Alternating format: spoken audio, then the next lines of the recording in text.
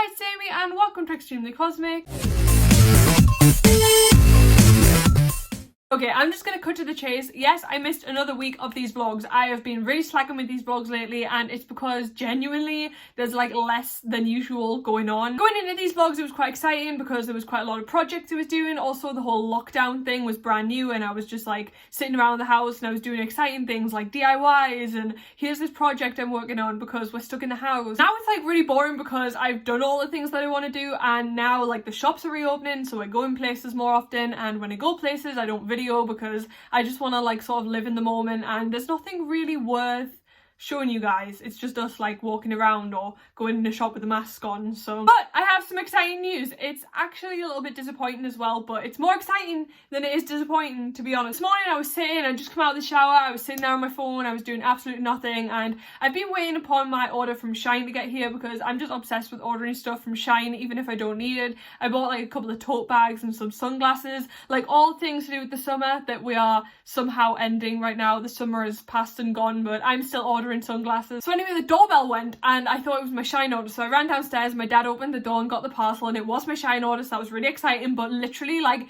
the second he passed over my Shine order, he was like, oh, there's a letter here for you. And I was thinking like, wait, a letter? Like, I don't really receive letters. I thought it was probably something from university because I am changing courses, and I don't know, maybe it was something from there. But no, he handed over the letter and it was this, which is very exciting. It smells kind of weird. It smells like the postage system. This letter is from Joe Exotic. So yes, I got my letter back, and it's actually quite exciting because when I saw it, I literally dropped my Shine order on the floor and I was screaming. I was like, oh my god, I didn't ever think I was gonna get this, because genuinely when I sent it, I thought like, oh, he wants to reply to all of them because he's a good guy and he wants to reply to everyone. But when I sent it, I was thinking like, you know, I'm over here in the UK, do they send them back to the UK? I don't know, is there any chance that he can do that? Also, I didn't know whether my letter was going to get there because it is a long way from here to Texas, so I thought, well, is it even going to get there? So I just had this whole big sort of skepticality about it and thought like, you know what, I'll hear back whenever. It's not that I haven't forgot about it, because there is a very, very small part of me that whenever we open the door and we come in from somewhere and I see letters on the floor, like there's like a tiny part of me every time that whenever I see a letter on the floor in my hall, I'm always like, is it Joe Exotic? Like I always have that little tiny part in me. If you guys have been watching these home vlogs for like the duration of the home vlogs, you'll know that I actually sent the letter to him in April this year. So yes, it has been 4 months almost since I sent the letter to him. I have never had a letter from America before, so that's really exciting to me that this is like my first like proper American letter that I'm receiving, and it's from someone like, you know, that. Before we go into this, I just want to clarify that I didn't really explain back then, because the whole like Tiger King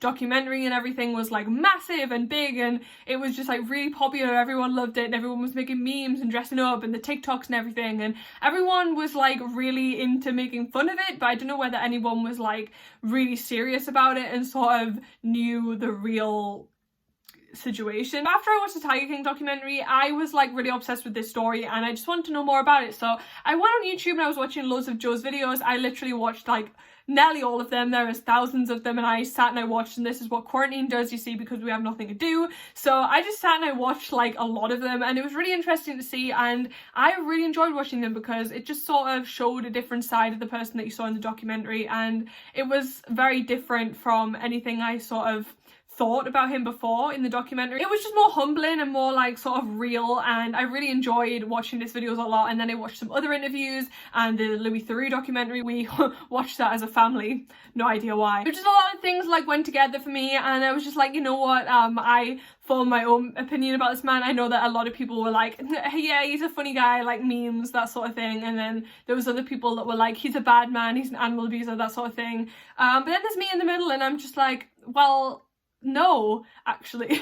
I don't really see him with either of those things. Like, one, I know the memes are hilarious, but also this is a real person we're talking about, guys, and it's like, it's not really funny to just like make up a whole meme about someone's life, you know. I don't know, maybe I'm just weird, but I really did see the good in him, and I feel like he actually is a really good person and he is a nice person, and I don't really believe that he did anything wrong in the whole situation. And I've since followed his team, his legal team, and everything that like is handling everything. They run his social media, and I've seen a lot of the things that they put on, and they put like like a lot of documents. There's like a weird mailing list that I was on for a while, and I don't know, there's just a lot of stuff on there. It's really interesting to read and interesting to talk about, and I know a lot of people just aren't really interested because they just see him as a meme and a bad person off the back of the documentary, and I don't think they really know the whole situation of what's going on and the people that have come forward and talked and the people who really did know him and what they have to say about him. So in conclusion, I'm all for him, and that's why I wrote him a letter, because I want to say some things to him, say some things about the documentary and what I've been watching and his music, because for some reason I listen to his music. I know it's not him singing it, but it's really good. Okay, as I mentioned before, I did write to him in April, and I have obviously been staying up to date with all of his social media stuff that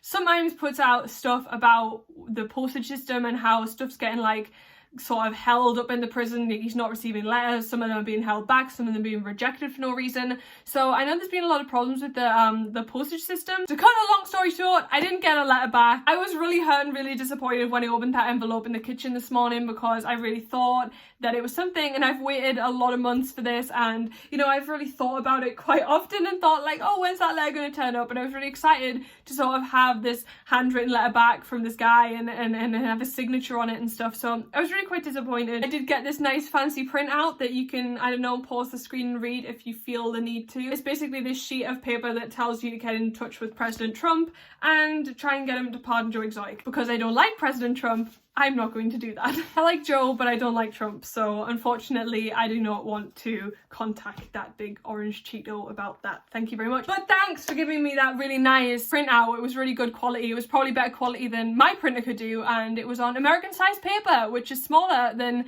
UK size paper, so that was really exciting. And obviously I got this really cool envelope, and I'm probably going to keep this forever. I know that it's not really much, and I know it's not really exciting, and a lot of people will probably throw this away, but I'm never going to get rid of this. I think it's really cool, and I'm going to keep it, and I'm also still hopeful that I'm going to receive a letter at some point. I know I haven't talked for a couple of weeks on here, but I have been doing absolutely nothing. I play Animal Crossing less and less because I know a lot of us are burnt out with that game, and I know there's nothing going on in it, and since I did my island tour, I feel like I've kind of wrapped it up and I'm kind of done with it for now until there's another update, which is probably going to be around Halloween, which I'm very excited for because Halloween's my favourite holiday. And then there's absolutely nothing going on. For some reason I keep getting loads and loads of face masks. I've got like a whole face mask collection on the back of my door. I've got so many of them. Yes, look at this tiger face mask. It's so cool. So hopefully I'll record another time this week. Hopefully you enjoyed my weird story, and I will see you guys on another day when I might have something else to talk about. So oh my god, all my cheeks are red. Okay, for the first time I just visited the shops by myself because I drove here by myself. It's so exciting. It's not the fact that I've never been in a shop by myself before, because I definitely have, but like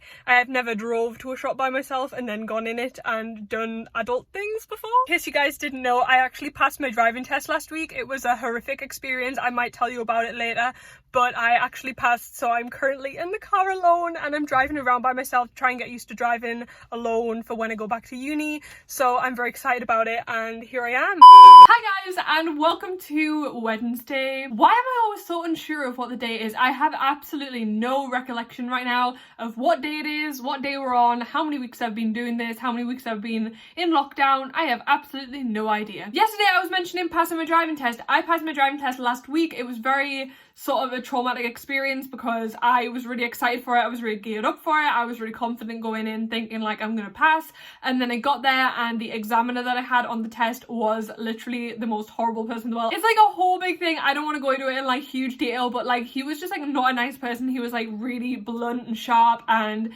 I was like going around. He accused me of having hearing problems because I kept asking him if the route I was going to take was the right one he directed me to, even though I was just making sure, and my instructor said it was totally fine to do that. I got back to the test center and he told me that I was one of the most difficult people that he'd ever had on a test. This was just not nice and totally uncalled for, because all I was doing was basic tiny little things that you are allowed to do on a driving test by asking him questions such as so is it just this way? When he says like second exit, I just pointed and went like, is it over there? Just to make sure, which is what my instructor said was totally fine. So I really don't understand what his problem was. He must have just had a really short temper. but he basically really upset me because it wasn't even an attack on my driving. I would have been like fine if he was telling me that I was doing things wrong with my driving when we got back, but it was just an attack on me personally, and that was just like not very nice coming from like a grown old man. We got back and then he told me that I passed, and then he told me like a couple of those nasty things about me, and then decided to rhyme off everything that I'd done wrong on my driving test. But like, I know that's something that they do, but the way he was saying it wasn't like you could have done this. It was sort of in a like, this is what you did, it was totally wrong sort of way, and it was just not very confidence filling or nice whatsoever. Like, I know I'd done the things wrong, I didn't mind the criticism, but he just could have put it in a more nicer way. Like, I just passed my driving test, isn't this supposed to be a happy time sort of way? Cut a long story short, I got upset, I started crying. My driving instructor who'd come over the car was like, are you okay? I was like, well, yeah, sort of. I think it was just like a big shame, to be honest, to me, like looking back on it now, that my happy moment was ruined because, you know, I've been learning to drive for like just under a year. I think I started learning driving in October last year, and then I was meant to like pass in March/April, but then like literally this whole coronavirus issue happened. I'm not like a sensitive person, but just like in the moment, like I was really excited about the driving test, and then I was being attacked from all angles, and then this guy like got me to lean in and say like, here's a tip, work on your listening skills, when I have literally had no complaints ever in my life about my listening skills. So I don't know what kind of vibe he picked up off me, but it was definitely the wrong one. And my driving instructor that I've had for all these weeks since like October last year has never mentioned any of these problems to me whatsoever. So I am just really annoyed that he sort of messed up that moment for me. Also, you might notice I have paint on my hand. I have been obsessed with these Posca paint pens over the last few weeks. My favourite internet series, Don't Hug Me, I'm Scared. I've been working on some little canvases, some little small canvases based on all the different episodes. So today I'm working on this one. This is Shrignald. I know he looks really bad right now in pencil, but I can assure you he'll probably look better when I paint him in. Something exciting before I go, we have booked a few nights away next month on holiday, so I'm quite excited for that. We've booked 2 nights, 3 days away in the Lake District. I'm very excited because the Lake District's like our sort of fallback, safe place sort of thing. Like, we always go there every single year. We make it our effort to. We always go to the same town, the same place. Normally, if we always stay in the same hotel because they know us there, and we sort of go every year, like whether it be for like more than like one night, or maybe just a day trip, or you know, it's our proper holiday. So please stay tuned. I'm very excited for that. We're going at the start of September. Obviously as well, I'm starting university again in the middle/end of September. As you guys will know, I have been in the process of changing courses. My transfer form for this changing courses procedure has finally been sent off, so I am basically in the process of moving. All they need to do is like change the online thing over so that it says that I'm on the course that I want to do, and then we are pretty much presto. So I'm pretty much ready to go on my new course in September. All is good, all is going well. I will update you another time when I have something else to say. I might not video any other time this week. See you guys later. Bye.